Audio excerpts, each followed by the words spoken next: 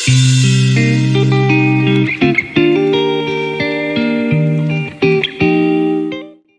guys, so we are doing an absolutely weird thing today to help us study for Renaissance to Baroque. I decided why not do a little girly pop ranking of all the artworks, and to help explain what that means. First off, this is a tier list type of video where we are ranking all the artwork. However, we're going to do it based off of how girly pop they are, which is based on a YouTuber that I like to watch named Phaun. Really fun girly pop tier lists for like Animal Crossing and Pokemon, and I thought, why not? Let's do something silly. So we have some categories. This is not going to be about the quality of the art. It's going to be about how girly pop they are. Girly pop is an aesthetic. It is like femme, it is fancy, it is bubbly, it is kind of whatever you want to make it. But think the pinks, the fluffs, all of that kind of stuff. So we're gonna choose, is it girly pop based off of these categories. At the top of the tier is mother. So mother means that they go above and beyond, not just girly pop, but they take it that extra step, something that just serves absolute mother, right? And then girly pop is your standard, it's girly pop. It is pink, it is fluffy, or it has that essence of total femme girly pop energy. If it's not quite girly pop, but maybe she could get there, or it might complement a girly pop aesthetic, she is okay. So it's kind of like in the middle. If we do not see the girly pop, but maybe someone else does, it's gonna be looks around. And lastly, if it's not girly pop at all, it is not serving, it is skip. Okay? So, going in, I know we're doing it Google Slides, that's how it's gonna be. We have Scroveni Chapel. We're gonna base this off visual and contextual and just kind of the vibes of these pieces. You know how much I love this one. So already, building itself, kind of boring, kind of plain, but what Giotto is giving with the lamentation, it can't be anything other than mother. That line, the drama, this is proto-Renaissance. He's pushing the envelope away from just what was in medieval and Gothic art, right? That fresco technique. He's doing this in plaster, serving absolute. This is insane. And we get a lot of just intense emotions and feelings. Got arms thrown back, we got angels crying. It is giving mother 100%. So that's where Giotto's gonna land. Then we have an architecture. With this one, we have Pazzi Chapel, which was Brunelleschi. To me, Brunelleschi, he could be a mother in like the Dome of Florence. That is unquestionably mother. Pazzi Chapel, though, I don't know if it's hitting the girly pop or not. We have a lot of cute little geometry moments. We have the squares, we have the little dome, a lot of Renaissance callbacks to Greece and Rome, but it's so simple. Like, you can be a clean girly pop, that's totally fine.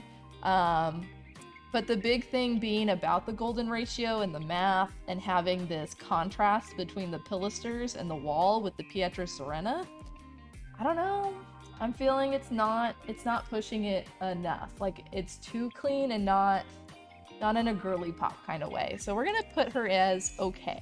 Like, I can see it maybe, but not here. Brunelleschi's got others. Then with another early Renaissance piece, we have Madonna and Child with Two Angels by Lippi. Now this one, it's cute. We're loving it. We have babies that look like babies. Big Renaissance change. We have Mary sticking out of this fake frame. Crazy. Tiny halo. She's not overstating her welcome with the big giant gold disc. It's very thin. It's very petite. She's looking super solemn. And, you know, Lippi basing it off of his, like, romance interest. Fascinating. Love it. Cute little atmospheric perspective. I don't think she's giving mother, though. I think There's other artists that do Madonna and Child and they push it a little bit more, but undeniably, I think we're sticking with a girly pop. All right. Birth of Venus, Botticelli. Talk about serving. First off, this being in tempera, that means it's gonna have that nice tempera glow of that egg yolk. Weird perspective happening. There's still early Renaissance. These little scallop waves are really weird, but they're kind of cute. I like the pattern. She's all out in front. She's Venus. She's being, brought to life from the sea foam. She's arriving on a shell, like being so extra. All the other spirits are like admiring how extra she is. They're like, put clothes on, cover them up. She's being modest with that Venus Pudica kind of stance, that little contrapposto moment, the flowers that are falling off. This is everything, right? So how could Birth of Venus not get Mother? Like, she gives and she keeps giving. And Botticelli's approach to hair is really, I think, what pushes it over the edge from Girlypop into Mother. The fine lines, the details, and also using the hair to cover, please. That's pretty solid. Next we have David by Donatello. Now this one's kind of hard because David is so femme, so pretty boy, but is he Girlypop? So we're looking at David. He's representing Florence with his little Florentine fashion hat. He's conquering Goliath, which is Milan, with the helmet and the beard and all of that. But he's got that secret feather that's like crawling up his leg. Very, very, very sensual. Representing the Medici banking family, right? So they're showing off that they're chill. So he's a little propaganda piece. Young boy aesthetic, very popular in the Renaissance. I think he's gonna fit in Girlypop. Like, this is as Girlypop, I think, as a statue can get. He gives all that cute energy, pushing it, very sassy, beautiful contrapposto stance, just wearing a hat and some boots.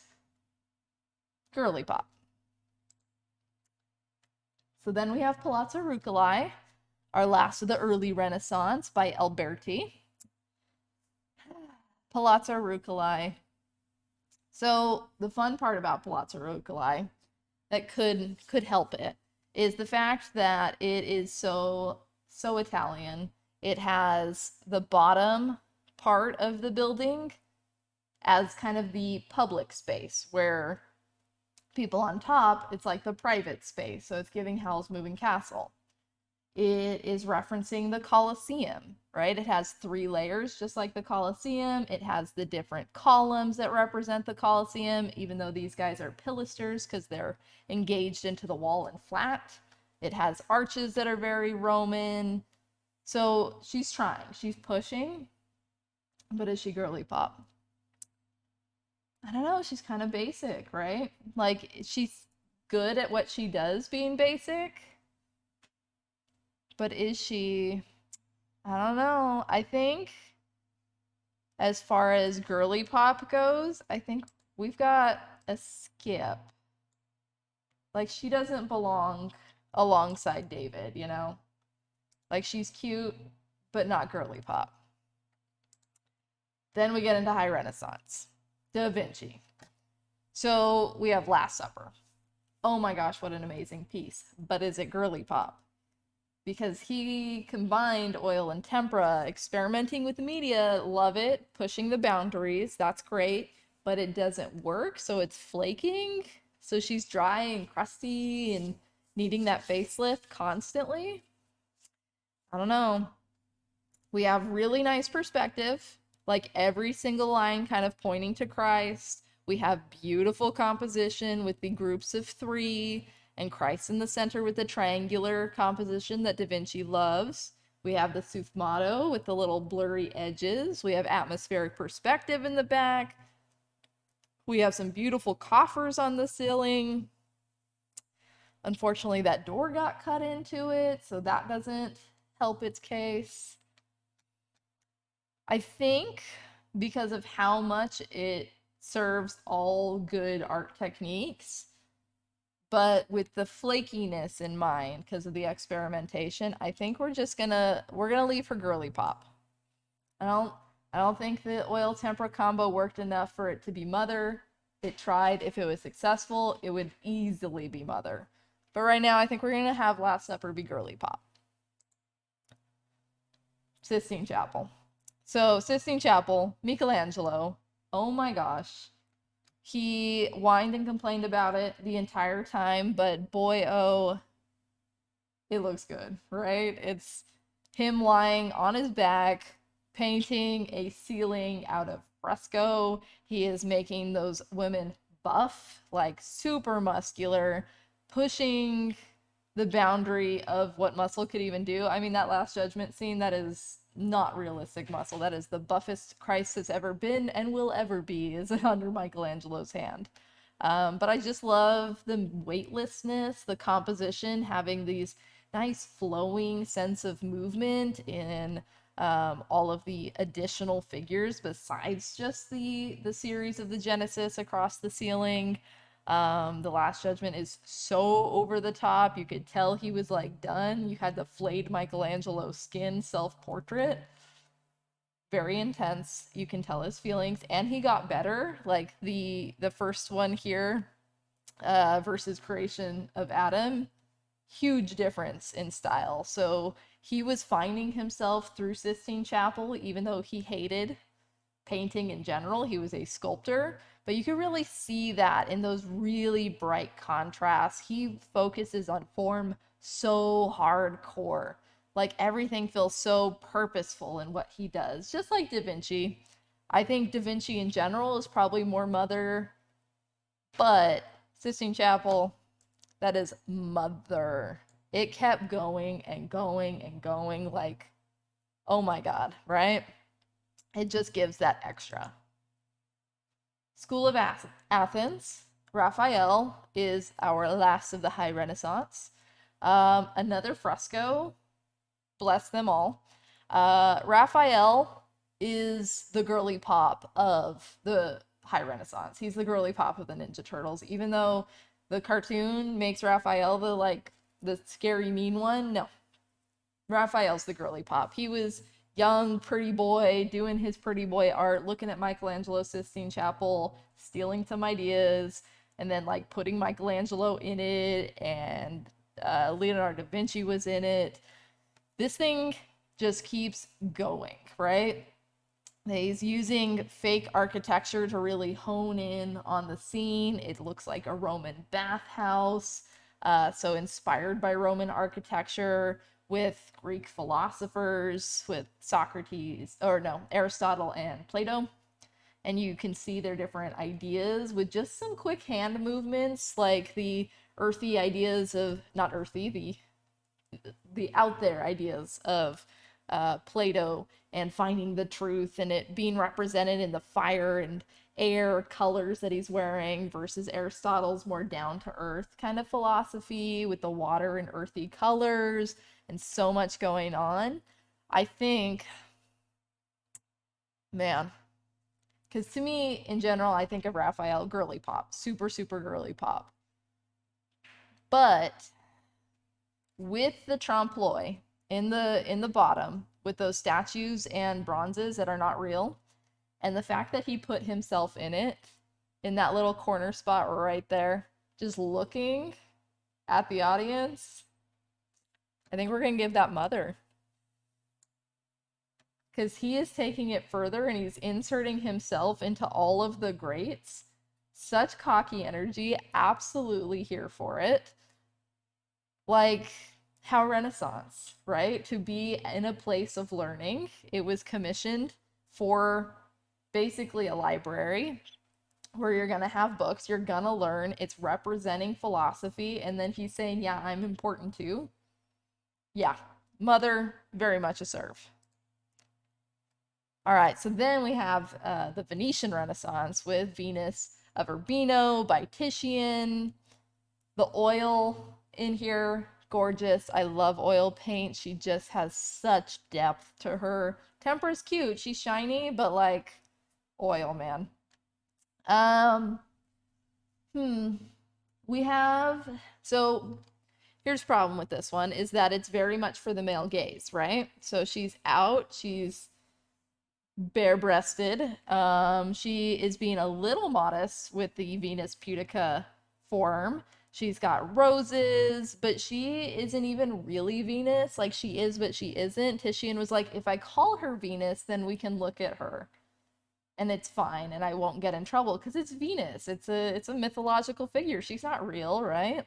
But that's just through the name choice. Like that it doesn't have to be Venus. That's just a lady. But Titian's composition, really strong. Strong L. We have a cute dog showing off loyalty or not, depending on how you think about the picture. This is about like secret lovers or reminding women of their duties to be childbearing creatures. We have servants in the background. There would have been like secret notes under that bush back there. It's giving a lot. The bracelet, the jewelry, saying that she's well off, but she's also naked, adding to the scandalousness of her appearance. Titian's brushstrokes are nice because they're so soft and loose. But the male gaze part, she's meant to be ogled, but she's looking at the audience too. So she's acknowledging the audience, which is a like pretty strong statement. I think for Girlypop, because this is the intent is a little bit more intense. I think I'm gonna leave her at okay. Like I could see an argument for Girlypop. I can even see an argument for Mother, depending on the interpretation. But I think she's gonna be okay right now. Like other female nudes will serve the Mother. This one is a little too early, a little too still male focused, I think, is how I'm feeling. So here we have our mannerist piece. I love mannerism. If it was any other piece, it would be an easy Mother, throw it, good, move on, because mannerism just pushes it. They do pinks and greens and blues and all these kind of ugly, garish colors together in a way that works so well. And they stretch out the body really weird because they're about the emotion. They do not care about the super clean compositions that came before it. They don't care if it's about like actual gravity mattering. They say, forget gravity.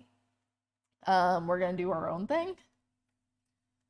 And Portormo is really good at creating that kind of chaotic composition. It's very emotional. Look at the faces. Super intense. Gilded frame is great. But is it Girlypop? I think the way the female figures especially are just kind of having this emotional moment, and it's so chaotic, and you're supposed to kind of keep glancing around this like circular chaos composition where it just keeps cycling back between Mary, whoops, and Christ. And this guy just kind of doing his leg day. Like, good on him being able to hold up a dead body. I think we're just gonna stick with Girlypop. Because I think mannerism in general is a Mother. It raises it up. Because I could easily be a looks around on this. Like, she's not serving as much as she could be. But I'm feeling it's still Girlypop enough because mannerism. All right, getting into Northern Renaissance. Northern Renaissance, they're doing stuff way different. Renaissance in Italy, super Girlypop, super over the top, just pushing boundaries and being a little bit more femme. Northern Renaissance is serving a little bit different. The colors are crisper. They're using oil. And we see that in Annunciation Triptych with Campan. I love Northern Renaissance, especially Campan's use of all the symbols. The fact that, like, literally everything means something. Mary sitting there in her bright red, but be next to the blue, those are her colors. You got the book open, the three lilies representing Mary and the Holy Trinity. You see a little tiny baby Christ flying in on a cross, representing that whole Annunciation idea of angel coming and telling Mary, hey, you're gonna be pregnant with God's child. Good luck, have fun. I do like the mouse trap that kind of symbolizes capturing Satan, but also carpentry because of Joseph. Having the patrons in there too, showing that rise of the middle class by actually being in the picture. But is she Girlypop? Triptych gives it higher up points. I'm struggling with this one. I'd love to know what you guys think about this one. I think because I don't know, even though I love this piece, like so much love this piece, I think I'm just gonna leave it as an okay. I think the symbols really push it, but it's so like reserved. It's in the middle of a house, like a super Dutch house, to help like connect to the people, which is cool. But I think with how reserved it is, it takes away from the Girlypop. Yeah, I think it's too like too held back. I think we're gonna leave her at as an okay. Arnolfini portrait. Van Eyck. Oh my gosh, master of oil. We have such a like complex piece here, and I'm gonna tell you immediately, this is gonna be Mother. And why is mostly because of Van Eyck's signature being in there. He inserts himself through the signature right smack in the middle of this complex composition with this like upside down inverted triangle here / circular composition, depending on how you analyze it. And he says Jan van Eyck was here. That's the element that pushes it into that Mother category. And that mirror having the reflection of people that aren't in the painting, and it's kind of like it's us observing this wedding, but it's also the officials who are observing the wedding and making it official. That's great. Such subtlety and mastery of oil to show that off, mixed with all the extra symbols. So like the dog being there, representing loyalty between the couple, all of the scenes of Christ around the mirror, the beads, the candles that are blown out on her side, not on his. It could be just a marriage ceremony. This is very stereotypical marriage ceremony look. He's got his hand up, he's swearing, they're connected here. She's got her fabric gathered, so it's kind of referencing the pregnancy that will be. But it could also be that she's dead, and that she died during childbirth, hence the kind of childbearing look, and the candles being blown out. And then you have St. Margaret in the background and the light coming in on his side. He's wearing black. There's a lot going on that could go either direction. I've always learned it as just a marriage ceremony, but seeing the death concept, that's fun. I like it. But Van Eyck's signature makes it Mother. Adam and Eve, Durer. Durer, excellent artist. I think it's, again, the symbols that are going to make this really interesting, right? Because on its own, I would say skip, right? It doesn't have any kind of Girlypop energy. It's almost like opposite, like super hyper masculine almost. You have buff Adam and Eve that are very much based off of Greek statues, very classical, almost more like Italian to me in my head, but that printmaking makes it Northern Renaissance. And the fact that Durer did this as a print and all those little tiny fine lines, his hatching and cross hatching, ooh, that's good. So that helps. But here's where I'm thinking. I think it's actually really girly pop. And I think it's girly pop because of the four humors and the whole like zodiac moment that it's having. All the animals, the cat, the rabbit, the ox, the parrot, the goat, they all represent things. Donkey back there. And the fact that these four down here represent those four humors, the phlegm, yellow bile, black bile, and blood. Those were tied into zodiacs. They were tied into personalities. They were tied into science. The Greeks loved the four humors, and the four humors kind of stuck around. And here we're seeing them represented. It's giving zodiac girly. Like, she's checking her horoscope. She's seeing what Mars is doing. So I think that's where it pushes it into girly pop. So yeah, I think Durer, girly pop today. Allegory of Law and Grace. Cranach the Elder, super caricature-y in his faces, really pushes the emotions. I love that both of them, by the way, use that tree as that center divide. They're both prints, done totally different. Like the engraving on metal, super clean and Durer, come on. Versus Cranach using woodcut. So you have these like thicker lines and a lot more empty space. I do like the juxtaposition between the law and grace sides. That one kind of shows more of the bad side, like the what's going to happen if you don't follow Protestantism and you get banished to hell. There's the fires of hell and damnation there. That's pretty intense. There's like the Ten Commandments. Then there's being saved by Christ. I don't think it's girly pop. I think this story has been done so many times in so many much like more girly pop kind of ways. I do like that it's down in the vernacular here, so people were able to actually read it instead of having to pretend to know Latin, which they didn't. And that they printed like a ton of them to try to kind of spread the message of Protestantism. I think it's going to be a looks around. I think there's some fun elements here, but I do think this has been done way more girly pop. So it's a looks around.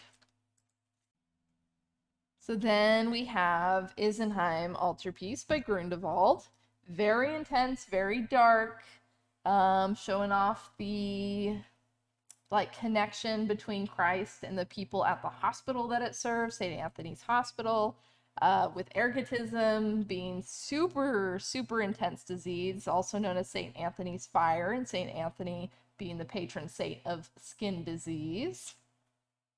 And boy, oh, was it nasty. It had gangrene, it had diarrhea, vomiting, terrible symptoms, and like LSD hallucinations. That's why the composition down here, very intense, very kind of druggy looking is the best way I can explain it. Like the depictions of people get real weird the further in you go. And I love a polyptych. Polyptychs, fantastic. They push the boundaries. They're extra. We love it.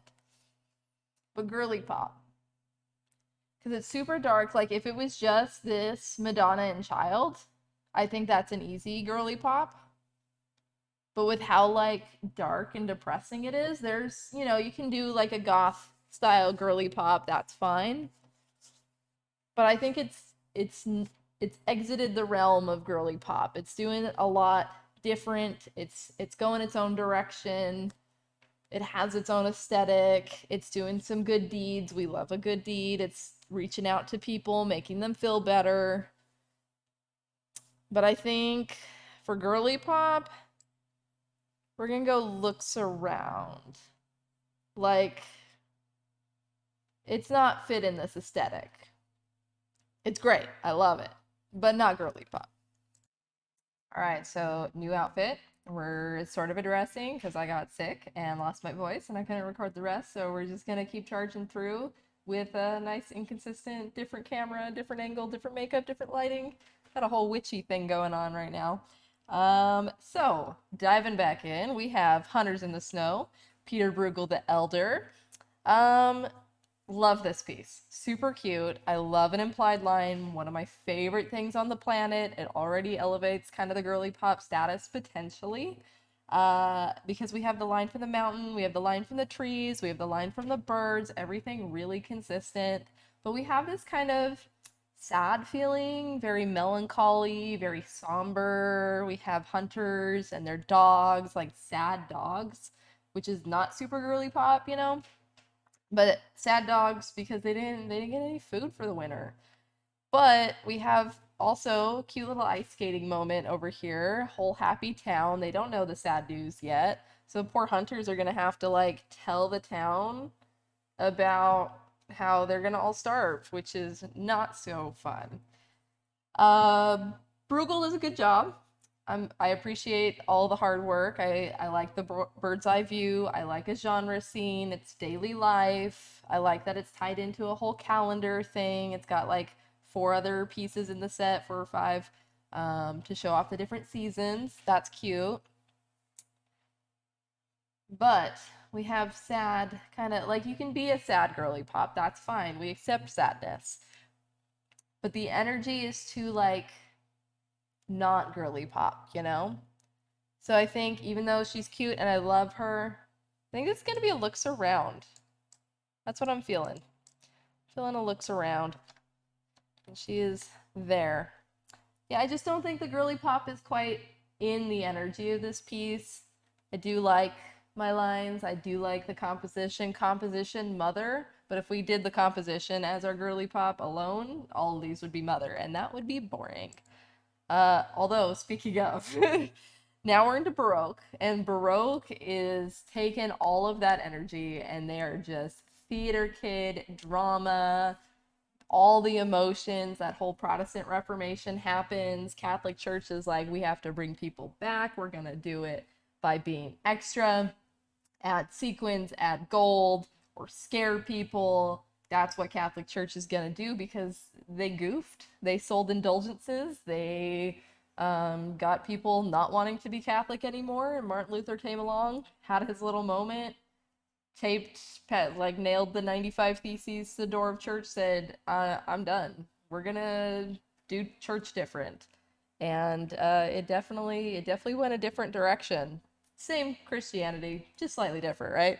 And Northern Renaissance was already shown a little bit, but now we're going to see it like really divide. And Counter Reformation in general, I think, is a little more girly pop. She's pushing the boundary, she's asking for new and different things, and the Dutch Baroque and all the other Baroque pieces feel a little bit more reserved, a little bit modest. They're holding back a little bit. They're doing secret messages, which is good. You can have a plain girly pop, so it's going to depend on the approach that these artists are doing, to see if they have that energy, right? So starting with Caravaggio, composition of Calling of St. Matthew, though. Love an implied line. We got the light of God coming in from the side here. This little moment with Christ pointing to Matthew. There's Matthew right there, and him going like, "Who, me?" Like, I couldn't, right? It's not me. Christ isn't pointing me out. There's no way. That's a good moment. The fact that it's referencing the creation of Adam and it's got the little that direction, boop, that little hand moment, that's cute. I like that. We love a callback. And Michelangelo is kind of girly pop. He was mother. Does referencing mother make you mother? It's a question. We have a cute little halo moment, just like Lippy. The little tiny, tiny, tiny halo. It's not overstated, but it does enough. The boys all looking. The lighting is great. They're just ignoring Jesus, which is a choice. They're too focused on money, you know? They don't see it. I like the clothes. The clothes are really fun. They got their little tight tights, very contemporary of that time. That's cute. I like the window kind of breaking up the energy. You know, I think Caravaggio is giving us girly pop. It pushes with all the extra elements, it does serve a little bit more and it does help tell the story. Like the whole point of this was to teach people about St. Matthew. And I feel like I learned, you know? And that's very Girlypop, a little learning moment there. I don't think it's Mother enough because Gentileschi, his protege, I think she serves Mother. You take a look at a Gentileschi next to a Caravaggio, not even a question. Caravaggio's on the Girlypop. Gentileschi serves Mother every time because she knows a woman, right? So that, I think I'm happy with that. All right, really crazy piece. So Baroque buildings, they're kind of weird, right? Because they're a little understated on the outside, but also a little bit more femme, a little bit Girlypop. We have Il Gesù, which is the building, the church, and the building itself was by Giacomo da Vignola, who did the plan, and then Giacomo della Porta did the facade, and then we have this moment. She's cute, crazy fresco moment. Fresco is insane. We know this. Triumph of the Name of Jesus, the ceiling fresco, that's by Gauli. He said, Michelangelo, hold my drink. I'm gonna do a ceiling fresco too. So is he gonna push it? Does he push it into Mother again? So we have, it's, you know, very Italian, very Counter-Reformation, super Catholic, right? By all the gold and the gilding and the extra. And like, look at this, like every second of this church is serving. You are looking everywhere. It is over the top. And I do like the facade. We have these little volutes on the side. That's very new. That's breaking tradition. We do have pediments and stuff. They're not leaving Rome behind yet. Got your pediments. You got your columns. Those are cute. Like, I think the building, like if we're gonna break it into the different parts here, I think the outside, although she is cute and she is giving, I think the facade is kind of just okay. I think every Baroque building kind of looks like this, which is cute. I like it. But it's not hitting me, you know? But that interior. This, with the vertical direction, the in media mez of being right in the story, the foreshortening is cute, the breaking, like the visual of where does the architecture stop and where does it start. Using stucco to kind of break out of a fresco onto architecture is a pretty bold move. I think that by pushing those boundaries, I think the ceiling fresco is giving Mother. And I've never thought about this piece for too long, actually, because I always go, oh yeah, Baroque buildings, they look like that and move on. But that fresco, you know, I think it just gives that little extra. Can you imagine sitting in the church looking up and seeing that? That's giving so much. So I think I'm happy with Mother there. All right, we have San Carlo, Borromini.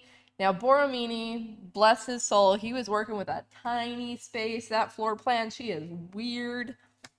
He was given this kind of lot to work around and turn this building into a church. And he was trying. He tried lots of things. He made it clean. We love a clean Girlypop. Sorry, ice, water all the time. Stay hydrated. I love the undulating curves. It's a wiggly building. We love a wiggly building. Corinthian columns are always a cute mainstay. The oval dome is really fun. Trying to take what's normal of like having a dome, pushing it off to the side and making it an oval. That's a moment.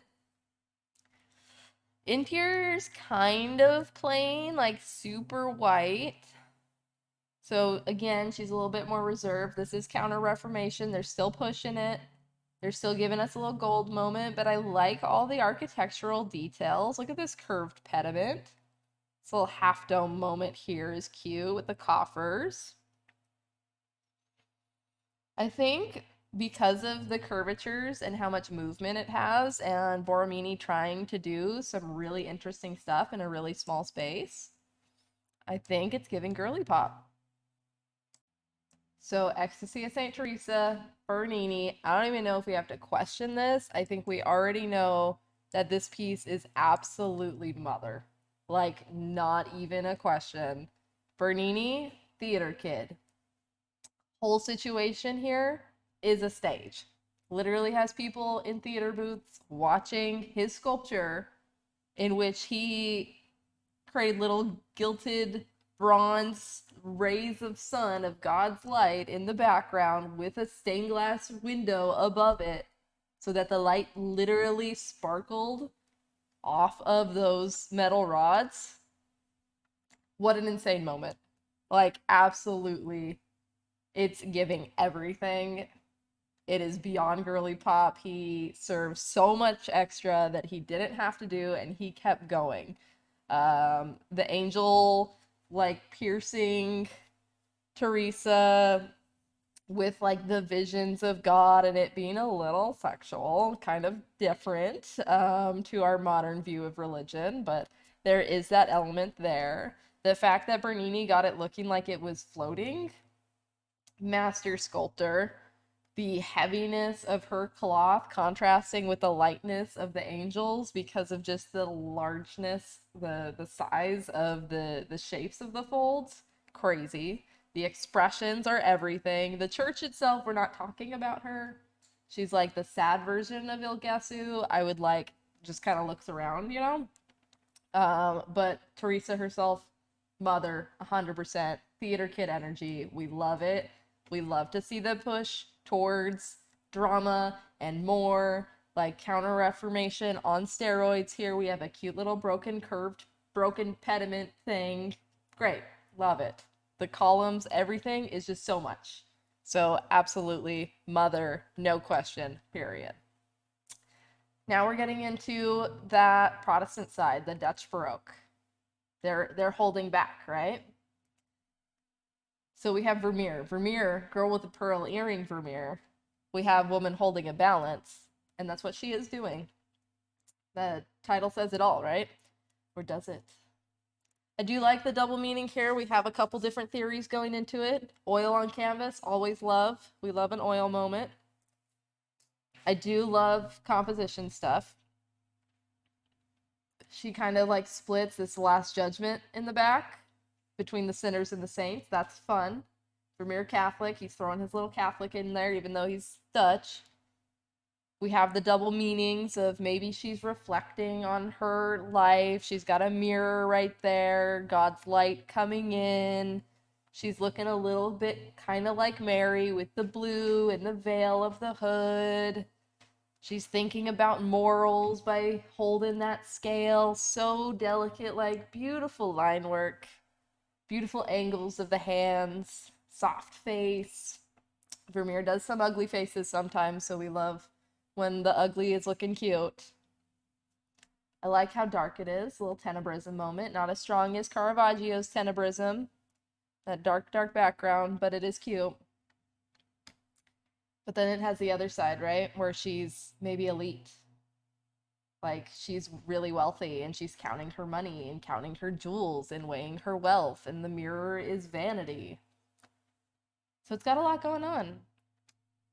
I think Vermeer in general kind of serves a girly pop often. And I think this one's a good example of that. I think Woman Holding a Balance is giving girly pop.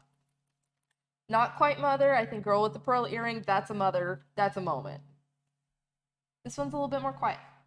But she's giving. She's a little extra. There's a lot going on. The double theory, double meaning. I love it. I love the composition. It's good. I like this. For girly pop, right? Rubens, so extra. This piece, huge, like giant. And part of a series, 24 pieces that are all this big. So Henry IV, this guy, right? Receiving portrait of Marie de Medici. There's the portrait of her, looking all cute in her little Instagram photo moment.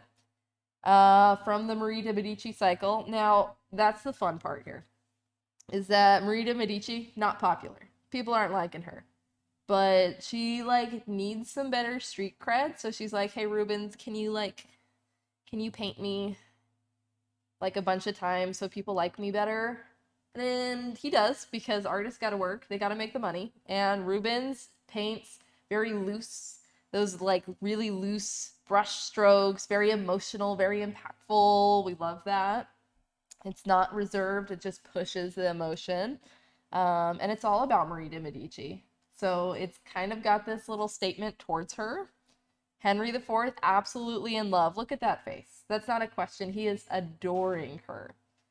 And adoring her so much that the gods, even like non Christian gods, that's Jupiter and Juno, they're looking at this, they're like, wow, I'm Roman and I still approve of this marriage. Like, that's how miraculous their marriage is going to be. And this is a little cute moment in that time of the lovers would receive portraits of each other because they were arranged marriages and they didn't know what each other looked like. So that's fun that he actually likes her portrait. An angel's delivering it, way too extra, in a good way, positive extra. And this being like between Protestant and Catholic and like coming together and bridging that gap, and it's going to end this war in the background, and the angels holding all the military stuff. There's so much happening. And then like Athena off to the side, even she's like, oh my gosh, look at her. Henry, do it, go for it. So very fun piece. Composition. Juno's looking over like, you're going to have babies. That's a good look. I approve. We got like the lightning bolts, the peacocks, everything. It gives everything. You could tell what's going on. It's a historical painting. Royal Art Academy doing its thing. We had historical, we had genre scene. They love this. It's giant. It's taken up a whole room. Emery de Medici's getting some street cred. I think, and I usually don't feel this way about Rubens. I think I usually, when I walk by a Rubens, I kind of look around. I'm just like, yep, there's another one. She looks the same. But I think this one in particular, I think it's actually giving mother. Yep. I didn't think I was going to put this one as mother going into it, but I'm feeling it. There's so much happening that is just so like, it's all for Marie de Medici. She herself, by requesting this, and Rubens living up to that hype, I think that's all giving mother, you know? All right. I hate this piece. I appreciate it now more because it's like tiny, like super small. Self-portrait with Saskia. Rembrandt, crazy artist. Fantastic, wonderful printmaker. This is a print. You can tell it's a print because of all the scratch hatch lines. It's not shaded. Lots of value, lots of good tone here. Like, all of that shading with line work, that is good. We love that. That's cute. Him and his wife being in a picture together. He didn't put her in there that often. So that's a little cute moment. But I don't know. To me, I see it, and I've seen a lot of Rembrandt's works, and I like seeing the thick brush work, or in his prints, how fine of lines that he can get. Like, the tone here, it is amazing. The value is great. I understand, like, the shading around here, all in hatchwork, absolutely crazy. I love him for that. But Durer did the same thing. And I don't know, it's the hand that throws me off. Like, you give up at the very end, Rembrandt. You doing too much art. You don't want to draw the hand. I know you can draw hands. I think with this piece, knowing Rembrandt's other art and how like gorgeously thick the paint is or how fine the lines are, value ain't gonna save you. It's gonna be a skip. 100% skip. All right, so now we have a still life. So hitting up those Royal Art Academy top 5. These are the only things you can paint. Fruit and Insects, Rachel Royce, female artist, great little female artist moment, yay. More ladies in the 250, please. More ladies in history, please, right? We've bridged the 1700s, kind of crazy. We're getting closer to modern times. I love this. So good. So much. So, like, subtle in how much it's giving. Because we have, like, portrait moment. We have our historical moment, we have our genre scene moment. Still lives, it can be kind of boring, right? It's just things on a table and you paint the things that are on the table and you're like, yeah, whatever. This is a little bit more than that. This is more than things on a table because there's the concept of vanitas in which it's like life and death all in a moment because it's a still life, right? It captures just this still moment. And Roy, she has the smoothest, finest brushwork. Like seeing it in person, it is unbelievable. Like how clean the work is, I could never, right? And we have this like tension between their fruit. They look delicious, they're full of life, but it's fruit that's been picked. It's gonna die. It's rotting already, and we're staring at it, and this fruit's gone, right? It's rotted 300 years ago. And then we have like the moment between the lizard and the butterfly, and they're super cute and they're really well composed, and they're having, you know, a good contrast of color between the orange and the blue, and yet the lizard's gonna eat the butterfly. So it's again, it's life and death. That tenebrism in the back, just holding it all in. And you look at other still lifes, they'll do the same thing. They'll have the life, they'll have the death. But Royce just does it different. I think, I'm trying to decide between Girlypop and Mother. Because, like, I've seen Royce's other pieces. I think her larger bouquets are definitely Mother, like, no question, Mother. She herself, Mother. Fruit and Insects is a little bit quieter, which is fine. We can have a quiet Girlypop, like I said. But as far as, like, to the tier of our other mothers, not the Coraline one, I think Fruit and Insects itself is just Girlypop. A strong Girlypop on the top tier of Girlypop. She is everything. But I think Royce gives better, and Royce, in her capturing of life, will always be Mother. So just keep, I'm gonna slide look at her. Mother, right by Royce. Recognize the mother when we see it. Las Meninas. Absolutely insane piece. So we have Velasquez. This is a royal portrait. And when you think about royal portraits, they're like super stiff and like, right? It's just like a moment. And Velasquez is doing something a little bit different. He's capturing the royal portrait of the daughter. She's the main subject, this daughter. And it was a request from the king and queen. They're like, please paint my daughter. And he's like, of course. I like money. And he was very well respected. This is Spanish Baroque here. And instead of just painting her as is, which he had done and other artists have done of her, he's like, let's feel it out. Let's capture the essence of what it's like in your daughter's life, right? So yes, she's here, she's the subject, she's in the center, but it's also like towards the bottom of the composition.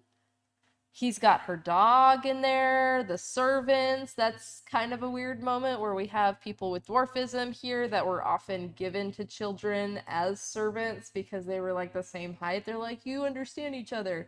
That's really wrong. But also they got jobs, so it's like weird history moments of uncomfortable. But she's getting dressed, she's getting her hair did. Someone's like entering, leaving the room, like, oh, I'm in the picture. And it's a painting, right? So I like that moment. Typically I'd be like, skip. It's a portrait. That's just a royal portrait. It's not going anywhere, right? But the size and the candid aspect of this little snapshot, that's cute. What pushes it is that Velasquez, he's right there. It's like Raphael sliding himself into the picture of School of Athens. He's like, yeah, I'm important. Velasquez is saying the same thing. And he's painting the painting. Maybe he's painting a different painting. There's theories. This canvas, they kind of like did math measurement stuff, and they're like, yeah, that's the same size as the canvas of this. So you can tell how big this is. Like, that's big. So it's like he's potentially like painting, we're a mirror and he's painting off of the mirror and painting that moment. So that's cute. Also, I like the mirror in the back, just like Jan van Eyck's mirror in the back. That mirror in the back shows her parents, which is really cute because this would be placed in their house.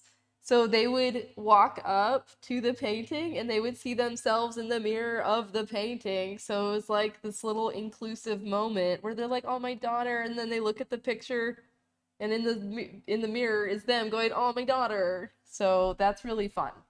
I like that extra energy. Hmm. I mean, it's so famous, right? It's hard with these famous ones because they're famous for a reason. Is it Girlypop because it's famous? I think I love a mirror moment. You always get me with a mirror. I like the little artist in it. I like that he's looking at us, so it lets us know that he's the artist and he's painting. We love that. I like the dog. Dog is cute. I like the man leaving. That's fun. She's adorable. I think I'm gonna give it mother. I didn't going back and forth because I could see it argued any of the categories honestly because it is a little bit darker. The composition is a little bit more dim and heavy, right? It's like heavy towards the bottom, which doesn't have that like airiness of our other mothers in the list. Like when you compare it to that, it's a way different energy, but I think I like the type of energy it's serving. Like it's different and we can have different girly pops. There's different energies and different like aesthetics that go into it. I think it's so iconic. And being iconic is kind of the hopeful result, right? Of the mother. They're pushing it, they're doing something a little bit different. And I think he's doing that. So good job, Velasquez. I didn't think we were going there. And then our last one, Versailles. My goodness. How extra of a building and how extra of a person Laval and Ardon Monsart, sorry, French, not my language. But Versailles, crazy. Like, so much everything. Um, like King Louis the 14th, right? He's the one that this is commissioned for. Laveau and Ardon Monsart, tried it again, still not it. They're commissioned to build this palace because Louis the 14th, he's like, you know what? I don't want to be in Paris and lead everything. Paris is where everything's happening. Too much is happening. Too many people have power in Paris. So what if I like take that energy and I move it somewhere else? So he moves it to Versailles, France. So all in France, French Baroque. And he's like, build me a giant palace. And they're like, okay, you are king. Literally, what you want. I'm going to be paid. We love it. And he's like, but hear me out. My nickname, I'm the Sun King. I was like, okay, what is that? You know, what are we going with? What's the aesthetic? The Sun King, as in literally, he was chosen by the gods as the sun himself to be the radiant energy of France. He is the sun. Like, what an ego and an extra move on King Louis the 14th. The French are the French and they just push into the extra. So every part of Versailles kind of touches on that Sun King idea. We have the Hall of Mirrors. Oh my God. One side mirrors, one side window, so all the light comes in onto the mirrors and bounces the light around because the light is the sun. Crazy. And all the chandeliers, it's glistening, it's sparkling, very theatrical, very dramatic. We have gardens. Gardens grow in the sun. You're outside. And he's manipulating and controlling the land. Crazy. Very clean architecture.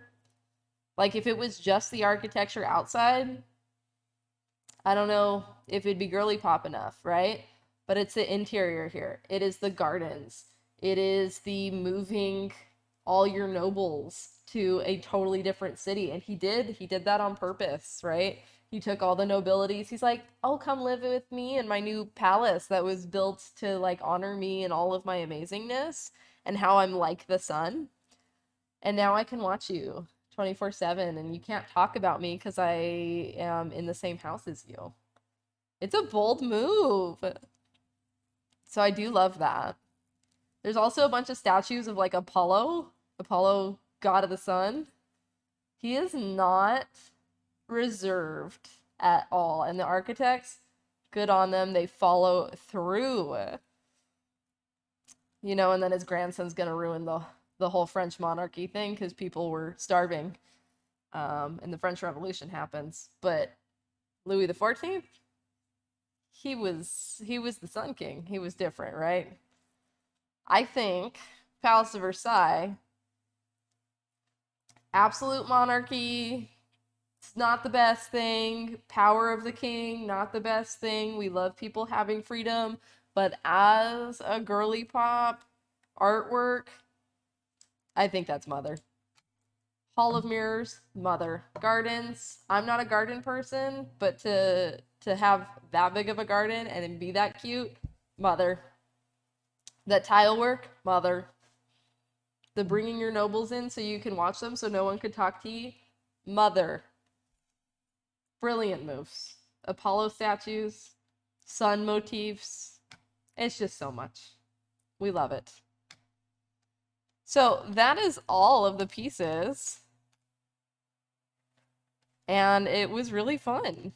So check out other videos, study up, and good luck.